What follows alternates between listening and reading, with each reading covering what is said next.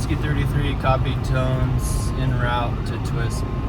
I have been a first responder for 15 years, and I just enjoy being available, helping people.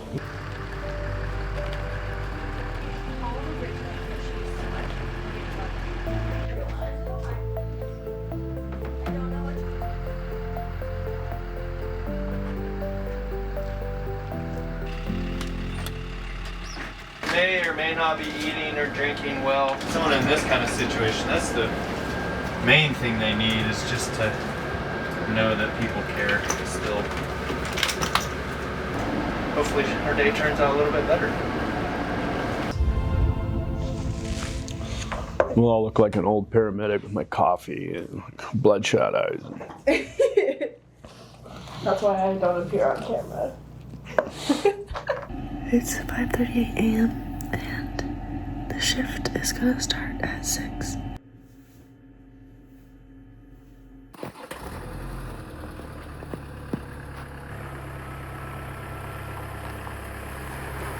I decided to volunteer for Aero Methow, and the opportunity presented itself to become the first paid EMT for Aero Methow. I decided to leave my day job, and I haven't looked back since. I grew up in a smaller community as well, and I really wanted to give back to a small community. So I like to be a paramedic. I like to be there on patients' worst days. Would you say that there's almost a sense of customer service in Yes. saving people? Yes. You know, we try and make sure we have full compassion and listening and understanding at every call we're on. We're also human. There can be times when responders have bad days too. You ask them to check that at the door. Sometimes it doesn't work that way. We all good at that?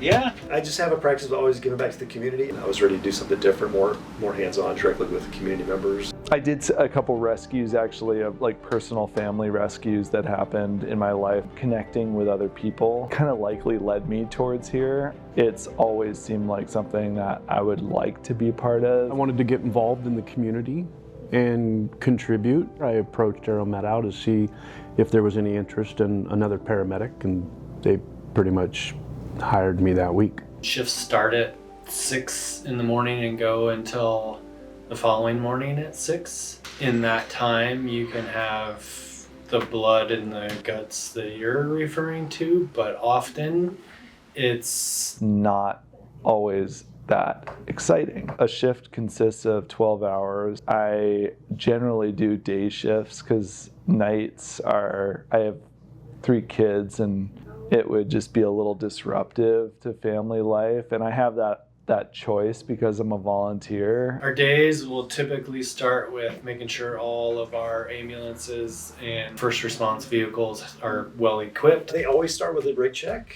Rig checks to make sure we have all the equipment that we need. Everything has been taken care of and restocked from the night before or the day before. And then there's drug counts. On a daily level, making sure that you have all of the necessary medications and tools and that the rigs are clean. And Cleaning toilets, whatever. I take care of the stuff in the supply rooms and making sure that we have all the supplies that we need. Open up all the compartments and make sure that you have all of the backboards that you need, the stair chair. The fluid is on a warmer, so you literally have check to make sure that the warmer is on.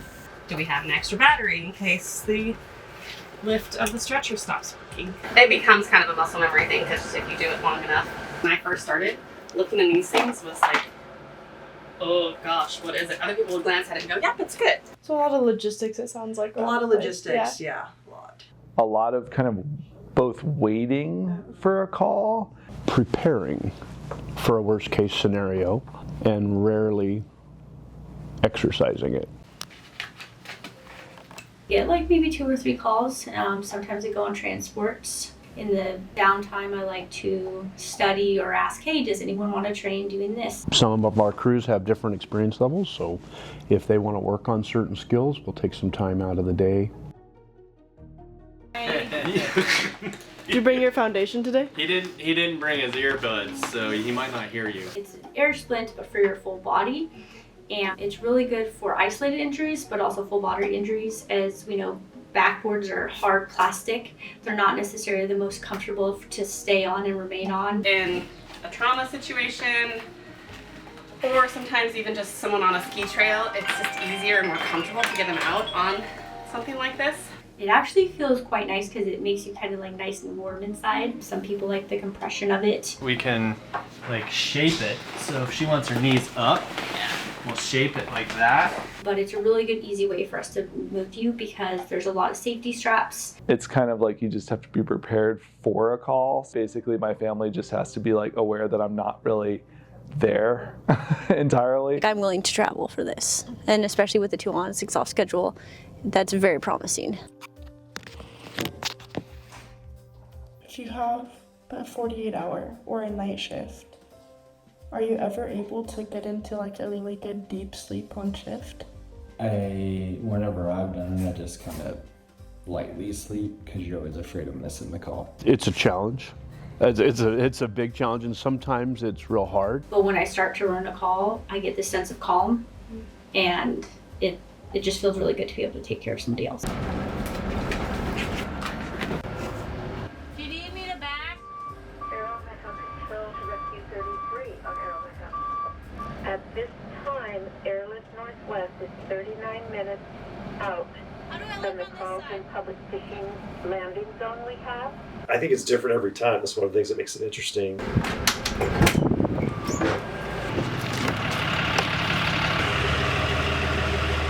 That sounds fun. So I'm gonna like shimmy it back and forth. Yeah, I'm gonna shimmy it so that when we get her in, we can just get out. At Aero Methow, we primarily deal with people in their homes having medical problems. So we discuss what those issues are, and if we have any people in the community who we know are having problems that we may get called for. We're coming into homes and assisting people getting out off the floor that have fallen.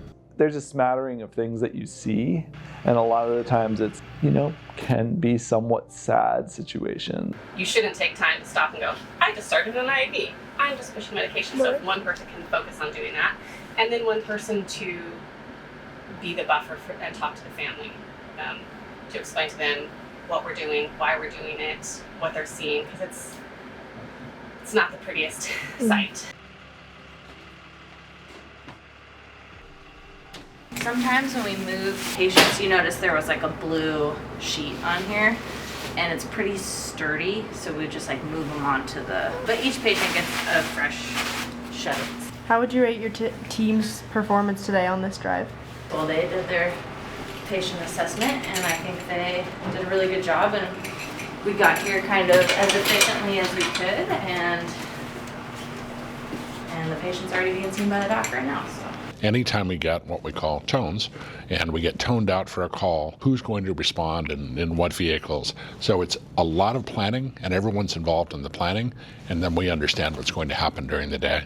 We arrive at the scene and then make an assessment. How do you choose which hospital to take patients to? Closest, most appropriate. And it's up to the patient. If they don't want to be transported, we don't take them. And most of the time, it's a little over 50%. Most of the time, they don't want to go to the hospital. In 2025, we had 911 911 calls. They just end up being the same. It's a lot of calls. Our call volume is going up every year. The previous year, we had 878 calls. It is a small community, so you're not overwhelmed with calls one after the other typically. This valley is surrounded by more contiguous wilderness than any other place in the lower 48 states. The disadvantage is because we're so remote, this type of work, you've got to deal with long patient transport, so that makes it a little more challenging. I'm extremely proud of becoming an advanced EMT and being a provider for 20 plus years because they've been accomplishments both personally and professionally. As a responder, I really got out a sense of service, self-gratification out of being out in the community and providing. It's simply one of the things that I'm dedicated to. So as much as I'm passionate, I just look around me and know that there are other people who are giving at least as much as I am. We have a variety of living conditions that people exist in. Not everyone here is housed. Not everyone here is well fed. There are a number of social service and emergency service agencies that work together to try and fill those gaps. I know a lot of ambulance companies, and a lot of people always say, hey, we care about you, you're important to the community. I've been here only 2 months, but I can tell that they are really the heart and soul of Aero Methow. It is an essential service, and given its very successful history, it has a very uncertain future. I think the best way for the community to give back to Aero Methow, of course, we have a levy, so we want people to vote for the levy to support this organization. If they can financially support us in any way, fantastic. If they can't, just spread the good word. Those EMS levies are foundational to our existence here. It doesn't pay for everything. About another 25% of our budget revenue comes from reimbursements. We fall short about 15% of our annual budget every year. And we make that up through donations and supporting us in pursuing grants. If we were simply tax-based, we wouldn't be the Aero Methow that we are today. I hope that they'll tell other people about good experiences they've had with Aero Methow. That word of mouth is very important. I just don't want anyone to ever hesitate to call us. We have awesome and excellent staff and an amazing cohort of volunteers. And honestly, we wouldn't be able to staff all of our ambulances without the help of that volunteer cohort. People want to just come down and help us with projects like yard work or stuff like that. There's obviously all of that. Aero Methow Rescue Service cares for people of the Methow by providing emergency medical and preventive health services. We are here to serve you with heart, respect, care, and kindness every day. We want to be there on their worst day. The typical EMS is all about caring for patients, and we do that, but we also care about our patients. Aero Methow Rescue Service focuses on providing ambulance service and also promotes health and well-being for our community. I personally feel that we treat the community as if they were family. We're community-based, we're community-focused. We are going to provide care to the community in a variety of ways. We've been serving people in the Methow Valley since 1968. I think as a community member and what I hear out in the community, I am personally very thankful that Aero Methow exists. Every single one of us depends on Aero Methow being here and functioning. And so that readiness, that 24/7, 365 days a year readiness takes a lot of money and energy and training and passion to make sure that when you do make that call and you need us, we are ready to come. We're there in your time of need, and we're prepared to give you the very best care possible until you can get to definitive care.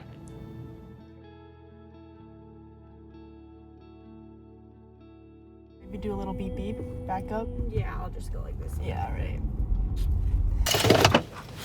If I got in a car crash with you in here, as well as like just in general, your dad would probably fire me. Bruh. Bruh.